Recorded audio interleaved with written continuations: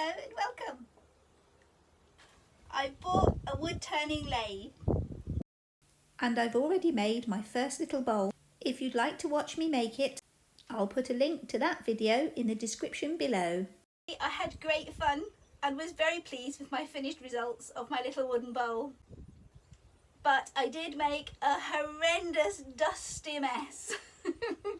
So I need somewhere to set myself up that I can make all that sawdusty mess and it not really matter. Yes, I'll want to clean up when I finished, but I don't want to be able to write my name on the tabletops around the house. I don't have an empty shed or workspace at the moment that I would not object to being covered in dust. But what I do have is this old greenhouse that hasn't been used since I got my polytunnel many years ago. It's just left empty and vacant. Dried grass on the floor and ivy growing through it. So it's had a bit of DIY. There was one broken pane of glass. I've replaced that temporarily with a sheet of hardboard wrapped in polytunnel plastic and clipped in just as you would a normal greenhouse pane of glass. So that's made me watertight in here, so everything's definitely going to stay dry. And I can make as much dust and mess as I like and it really won't matter. So let's start my second bowl and see how we get on today. As I've said, it is very dusty. Not so much dusty working. The environment around you gets covered in sawdust and dust. So I'm going to cover the camera in a little plastic bag today because I'm sure all that dust is not good for my camera either. I don't know, therefore, what the quality of these video pictures is going to be because I'll be filming through a plastic bag. Hopefully they won't look too horrendous. And if they do, I don't know, I'll have to work something else out. Put you outside the greenhouse. You can look through the greenhouse glass. That might work. So here today I've already got my faceplate screwed onto the bottom of my bowl blank and attaching it to the lathe. Now, as you may notice, I am still working at floor level. I like being on the floor. For me, it's a comfortable working position. Although my lathe is still not screwed down onto a bench top, I do have this old rug underneath me, which helps to stop the lathe from moving around. Starting off by just smoothing out the outside edge of what will be my bowl. You'll see me resting the back of my bowl gouge on top of my spinning wood. This is to see how smooth and balanced my outer surface really is. If my chisel bounces around a lot, then things aren't smooth and balanced enough yet. I'm not working as fast as it appears on the video. It took me 2 hours to carve out this bowl in real time, but I can't imagine anyone wants to watch me carving a piece of wood for 2 hours.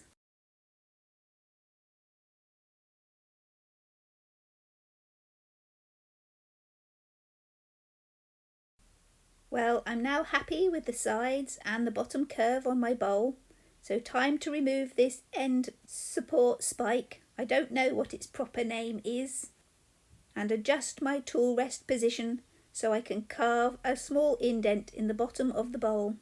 This will disguise the spike hole made by my end supporting block. Sorry folks, the lighting on this little bit of video is terrible. But I thought you might miss it if I didn't put it in at all.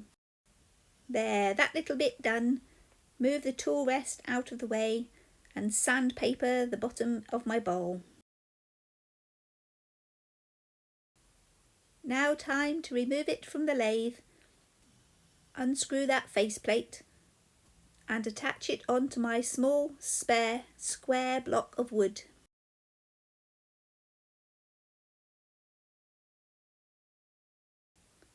Then I can screw my square block of wood onto the lathe and fix it nice and tight.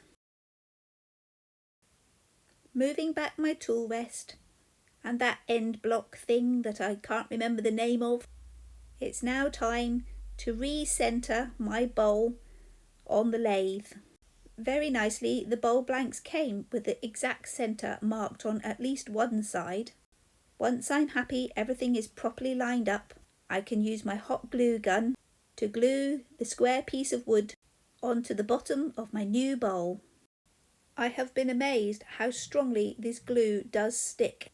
I was very uncertain with my first bowl and nervous it might come flying off the lathe if the glue wasn't strong enough. Didn't seem like it would be, but boy does that stuff stick. I went and had lunch while I waited to make sure my glue was set and firm. Then back for round 2, carving out the middle. I find things do get more jiggly here, and as I'm putting pressure on the front of the bowl, the lathe will slide along the rug. At least it's sliding away from me.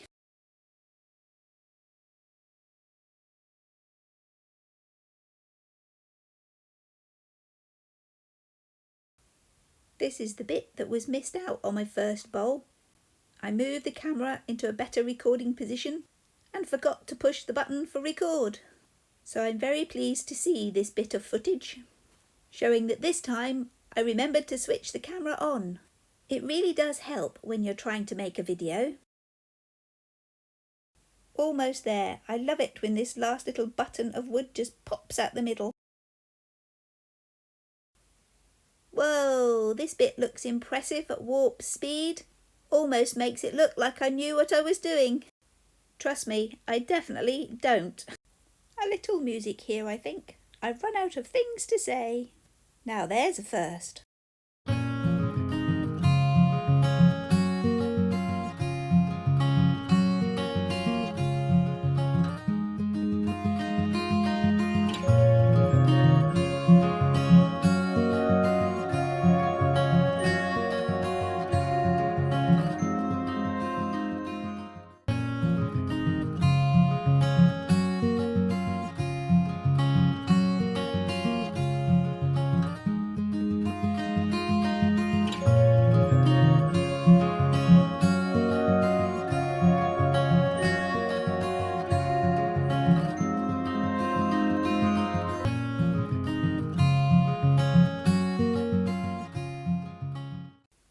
Finally coming to an end.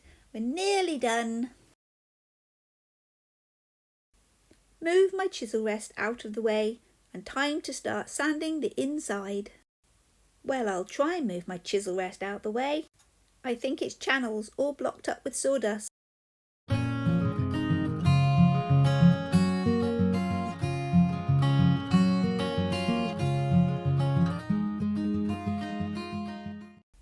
Just one last check to make sure it's nice and smooth. Then it's time to finally take it off the lathe.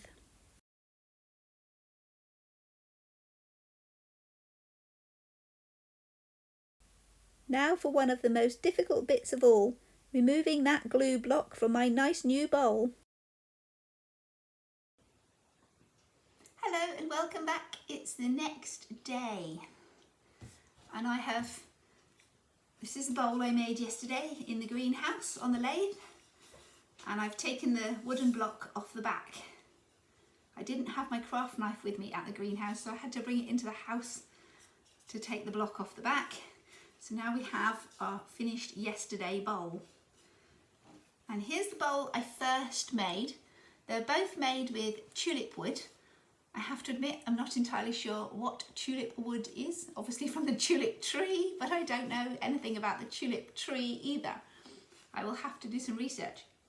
It was just the cheapest bowl blank wood I could get. And I thought the cheapest is what I want to trial and practice with. So these were my two bowls, quite different shapes. It was intentional. This I'm just trying to make a bowl. Lovely chunky solid thing. But this one I wanted to create this deeper curve on the inside of the bowl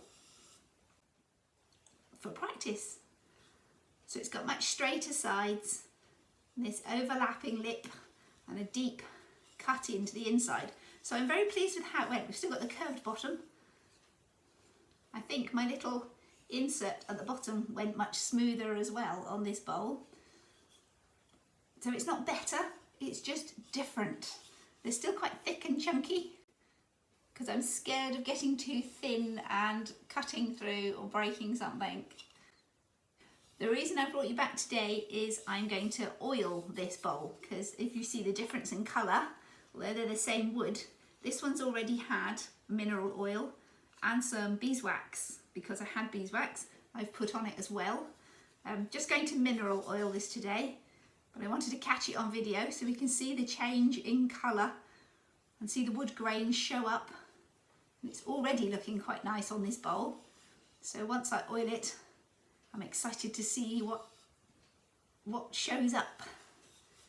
That was my intention with yesterday's wood turning practice, was to see if I could achieve this inner curve so the bowl has a lip coming in over the top. So whatever contents you have in there, you fill it with your Maltesers and hopefully they won't come falling out when you shake it about a bit. Not that I'd be shaking my Maltesers about, I'd be busy eating them. Anyway, that's not why we're here.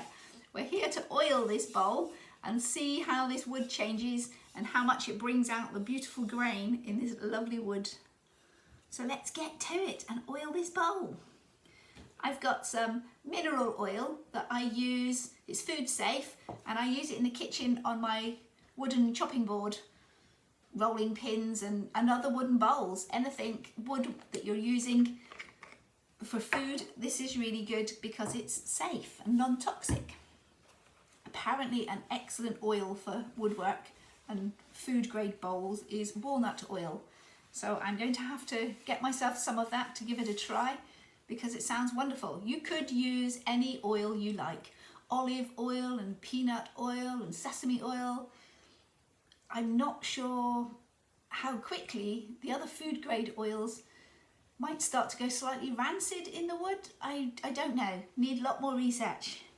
So anyway, to this bowl.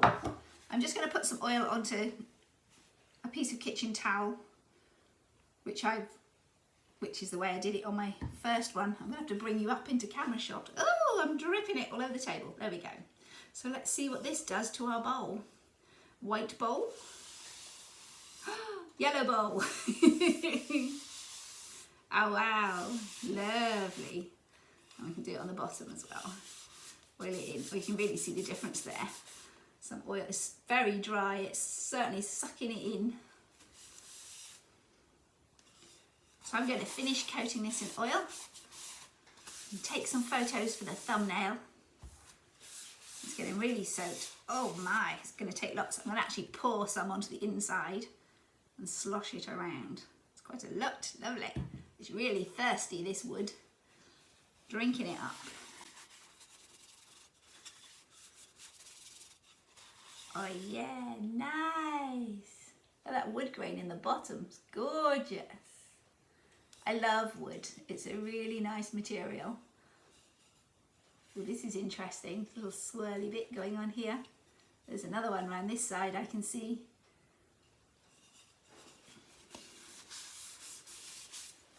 So there we are, my first two little bowls. I'm really chuffed, so excited. They're gorgeous, I'm going to treasure them forever. Now, maybe time to start making some Christmas presents. Bye for now, I will see you next time. If you've enjoyed today's video, don't forget to click that like button and let me know. Click subscribe and YouTube will make sure you see my next video. So bye for now and we'll see you next time. And don't forget, whatever you're doing, have fun doing it.